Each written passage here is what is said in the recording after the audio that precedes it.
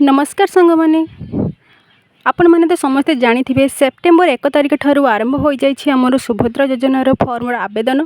आपण मैंने जदि एते पर्यंत भी फर्म आनी ना तेबे आपण मैंने निज वार्ड रे थिबा अंगनवाड़ी केन्द्र को जाई एई फर्म आनी पारिबे। एई फर्म आनिबा पई आवश्यक डॉक्यूमेंट कौन कौन दरकार, एहा को फिलअप किपरि करिवे ओडिया रे ना इंग्राजी रे, ता मु आपनको एई वीडियो रे जणाई देबी। फर्म फिलअप स्टार्ट करने पूर्वर मु आपण मानक गोटे अनुरोध, आपण माने वीडियो को अधिक रु अधिक लाइक और शेयर करंतु। चैनल को नुआ थिले चैनल को हमर सब्सक्राइब कर दियंतु। चलंतु फर्म फिलअप प्रोसेस टी स्टार्ट करवा। ता पूर्वर आमे फर्म टाको भल भाबरे पढ़ी दबा। सुभद्रा महिला और शिशु विकास विभाग ओडिशा आवेदन पत्र। यही फर्म संपूर्ण मागणार में उपलब्ध। जदि आपण ये फर्म विषय किसी अधिक जानापी चाहते तेबे आपण यही टोल फ्री नंबर 14678 को कॉल करी आपण जानीपारे। भाग क आवेदनकारी सविशेष बरणी। एटार कौन कौन सब जिनस अच्छी आम आगे प्रथम पढ़ी नवा। 1 नंबर अच्छी संपूर्ण नाम आधार अनुजाई आपण आधार रे जो ना लिखाई आपड़ से नाटा को लिखे। आउ गोटे कथा मुझे कहीदे यहाँ मोर गोटे डाउट अच्छी समस्त जे फर्म टाक आम इंग्राजी रे फिलअप करवा ना ओडिया रे फिलअप करिया। आपण जो सुविधा होची आपण सेथरे फिलअप करि परिबे, इंग्राजी रे मध्ये फिलअप करि परिबे एवं ओडिया रे मध्ये फिलअप करि परिबे। जदि आपण ए फर्म टिको इंग्राजी रे फिलअप करछन तेबे सब कैपिटल लेटर ही फिलअप करिवे। एमति नै कि कैपिटल लेटर स्मॉल लेटर किंबा सब स्मॉल लेटर एमति आपण फिलअप करिवे नाही। 2 रे अछि आधार संख्या। आपणको आधार कार्ड रे जो नंबर अछि से नंबर टी आपण ए 12टी कोठरी भितर लिखिए। तापर रही 3 नंबर स्वामी बा पितांकर नाम आधार अनुजाई। आपणको आधार कार्ड रे जदि पितांकर ना अच्छी ताले आपण पितांकर ना लिखिए। जदि आपण मैरिड ताले आपणको आधार कार्ड रे आपणको स्वामी को ना अच्छी ताले आपण एटी स्वामी को ना लिखिए। तापर आसला जन्म तारीख दिन मास वर्ष आईटा मध्ये आपण आधार कार्ड अनुजाई लिखिए। आपणको आधार कार्ड रे जो डेट अच्छी आपण से डेट एठी लिखिए।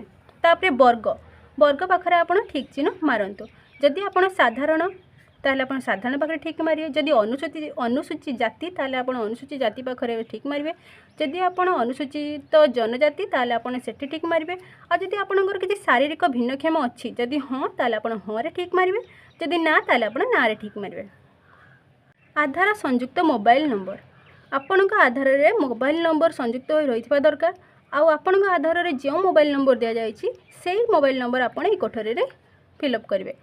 तापर आसला आमर कौन 8 नंबर विकल्प मोबाइल नंबर। एठारे आपणकर जदि अलग किसी सिम अच्छी आपड़ से नंबर दे पारे। 9 रे आसला जिला आपड़ जो जिलार से जिलार ना लिखिए। तापर 10 नंबर और 11 नंबर को लक्ष्य करूँ। 10 नंबर अच्छी ग्रामांचल निमंते, तापर 11 नंबर अच्छी सहरांचल निमंते। आम कौन करवा ना जदि आप गाँव में रोच ग्रामांचल निमंते लिखिए।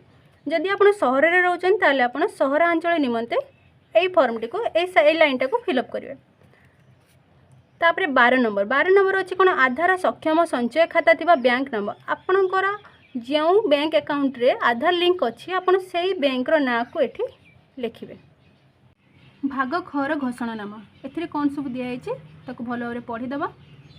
मु एतद् द्वारा घोषणा करूअछि जे पूर्व पृष्ठ रे उल्लेखित तथ्य मोर ज्ञान अनुजाई सत्य अटे। मो ज्ञात जे एथिरो कौनसी मिथ्या प्रमाणित हेले एही आवेदन को प्रत्याख्यान करा जाय पारे एवं आईनगत कठोर कार्यानुष्ठान ग्रहण करा जाय पारे। दयाकरी प्रयुज्य स्थान रे ठीक चिन्ह मारंतु। प्रथम अछि कोन मो ओडिशार बासिंदा अटे ठीक चिन्ह।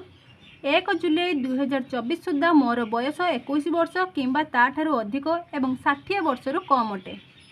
जदि आपण 1 जुलाई 2024 सुधा 21 वर्ष हो जाइछि एवं 60 वर्ष आपणकर बयस कम अछि ताले आपण एई फर्म टी को आवेदन करि परिबे। तापर अछि कोन मु कोनोसी राज्य किंबा केंद्र सरकारक योजना अधीन रे मासिक 1500 टंका अथवा तदूर्ध किंबा वार्षिक 18000 टंका अथवा तदूर्ध आर्थिक सहायता राशि पाउ नाही। जदि आपण केंद्र सरकारक योजना अधीन रे कोनोसी मासिक दरमा 1500 टंका बा ताठू अधिक बा 18,000 टंका अधिक सहायता राशि पाउथिबे ताले आपण ए फर्म को आवेदन करि परिबे नाही। मोर परिवार रे कोनोसी सदस्य वर्तमान रे किंबा पूर्वतन संसद एमपी किंबा विधानसभा सदस्य एमएलए नुहंती। जदि हेई नथिबे ताले आपण एटा ठीक चिन्ह मारिबे। मु किंबा मो परिवार रो कोनोसी सदस्य आयकर दाता नुहंती। आपण मानक परिवार रे आपण किंबा आपण परिवार रे कोनोसी भी लोक ଯେମିତି ଇନକମ୍ ଟ୍ୟାକ୍ସ ଦେଉନଥିବେ। ଯଦି ଦେଉଥିବେ ତାହେଲେ ଆପଣ ଏଇଟା ଆପ୍ଲାଏ କରିବେ ନାହିଁ। ମୁଁ କିମ୍ବା ମୋର ପରିବାରର କୌଣସି ସଦସ୍ୟ କୌଣସି ସହରାଞ୍ଚଳର ସ୍ଥାନୀୟ ସଂସ୍ଥା କିମ୍ବା ପଞ୍ଚାୟତରାଜ ଅନୁଷ୍ଠାନରେ ଜଣେ ନିର୍ବାଚନ ଜନପ୍ରାର୍ଥୀ ନୁହନ୍ତି, ୱାର୍ଡ଼ ମେମ୍ବର କିମ୍ବା କାଉନସିଲର ବ୍ୟତୀତ। ତାପରେ ଅଛି କ'ଣ, ମୁଁ କିମ୍ବା ମୋର ପରିବାରର କୌଣସି ସଦସ୍ୟ ଭାରତ ସରକାର କିମ୍ବା ରାଜ୍ୟ ସରକାରଙ୍କ କୌଣସି ଅଣ୍ଡରଟେକିଂ ଅଥବା ବୋର୍ଡ଼ ଅଥବା ସ୍ଥାନୀୟ ସଂସ୍ଥା ଅଥବା ବିଭାଗରେ ନିୟମିତ କିମ୍ବା ସ୍ଥାୟୀ କିମ୍ବା ଚୁକ୍ତିଭିତ୍ତିକ କର୍ମଚାରୀ ଭାବରେ ନିଯୁକ୍ତି ନୁହନ୍ତି ଅଥବା ଅବସର ପରେ ପେନ୍ସନ୍ ପାଉନାହାନ୍ତି। ମୋର କିମ୍ବା ମୋର ପରିବାରର କୌଣସି ସଦସ୍ୟଙ୍କ 4 ଚକିଆ ମୋଟର ଯାନ ନାହିଁ, ଟ୍ରାକ୍ଟର, ମିନି ଟ୍ରକ୍ ଏବଂ ଛୋଟ ବାଣିଜ୍ୟିକ ଯାନ ଏବଂ ଅନ୍ୟ ସମାନ ହାଲୁକା ମାଲବାହୀ ଯାନ ବ୍ୟତୀତ। ୟାର ଅର୍ଥ କ'ଣ, ଯଦି ଆପଣଙ୍କର ଘରେ ବା ଆପଣଙ୍କ ପରିବାରରେ ଟ୍ରାକ୍ଟର, ମିନି ଟ୍ରକ୍ ଓ ଛୋଟ ବାଣିଜ୍ୟ ଯାନ ଏବଂ ଅନ୍ୟାନ୍ୟ ସମାନ ହାଲୁକା ମାଲବାହୀ ଯାନ ବ୍ୟତୀତ ଏଗୁଡ଼ିକ ରହିଲେ ଆପଣ ଆବେଦନ କରିପାରିବେ। ଯଦି ଏଗୁଡ଼ିକ ବ୍ୟତୀତ ଅଲଗା କିଛି ଗାଡ଼ି 4 ଚକିଆ ଯାନ ଅଛି ତାହେଲେ ଆପଣ ଏ ଫର୍ମ ଆବେଦନ କରିବେନି।